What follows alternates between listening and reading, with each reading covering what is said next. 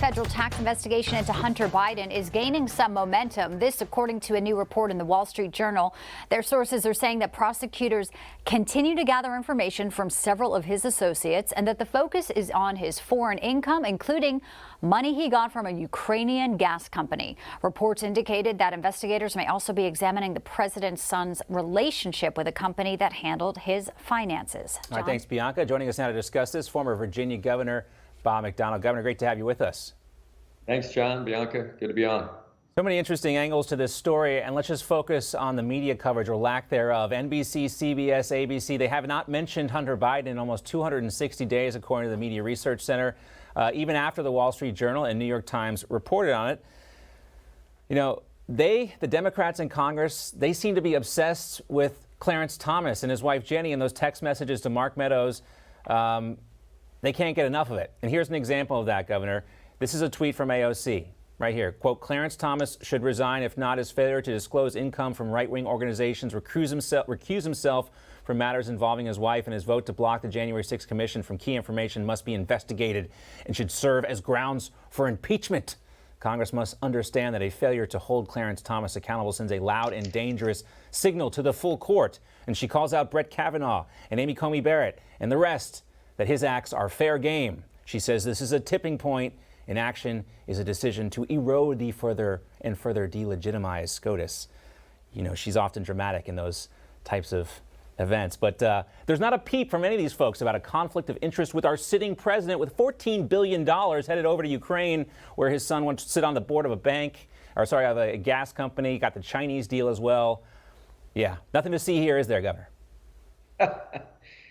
You know, Mark Twain had it right. He said, if you don't read the paper, you're ill-informed, but if you do read it, you're misinformed. I don't think much has changed, John, in those times. You know, the bias of the press, I've been in public service for 38 years. The bias isn't just misquoting you or taking things out of context. It's what you fail to cover or what you choose to cover. And so for 259 days of not mentioning this story, now that we know the laptop is actually real and it paints a horrible picture of sex and drugs and illicit other activities, the time at Burisma when he's peddling the influence of his dad when he's vice president, and on, they don't want to talk about it, but yet breathless coverage of Donald Trump and Will Smith and Chris Rock. You know, it's just completely misplaced. Wall-to-wall coverage of what this means. We're going to talk about that too. We can't get away from that story. But I mean, AOC's tweets make it sound like the Democrats are going to try to impeach Clarence Thomas to cover up the Hunter Biden mess.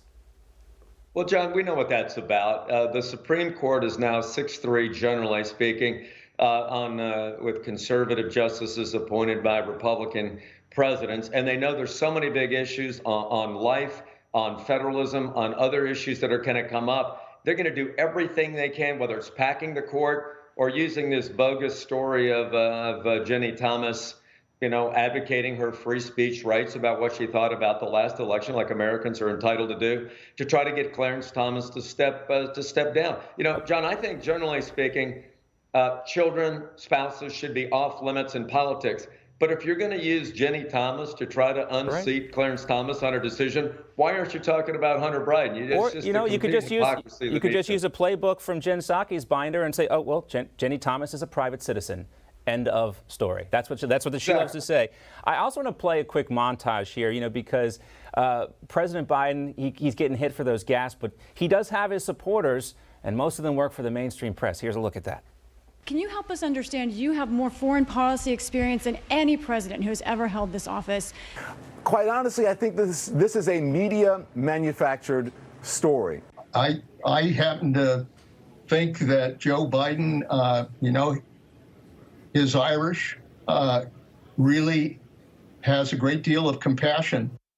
He's the best foreign policy president. He's the best foreign policy president we ever had. He's Irish, so that makes it okay.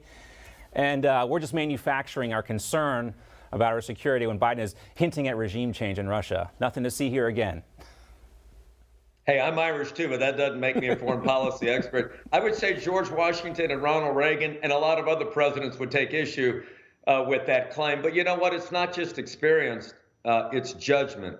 It's philosophy. It's, do you have the mettle to continue to make America the leader of the free world, the moral force for good, the shining city on the hill, all those things that Reagan inspired us to do. And this president has undoubtedly made us weaker. Look at Afghanistan, look at the border. And even now we have trouble rallying our allies all to help us in a consistent way in Ukraine. So I think, I think that those claims are bogus, and we're not safer with a Russian-occupied Ukraine. We're weaker. I know, and I wish we could back that clip up, because the soldier standing next to Lloyd Austin in that picture, he has a look on his face of disbelief, and I hate to call that guy out, but you saw that from so many of the 82nd Airborne when he was in Poland. What is going on? Not a good look. Yeah. Thanks for being with us, Governor Bob McDonnell. We appreciate it. Okay, John, Bianca, thank you.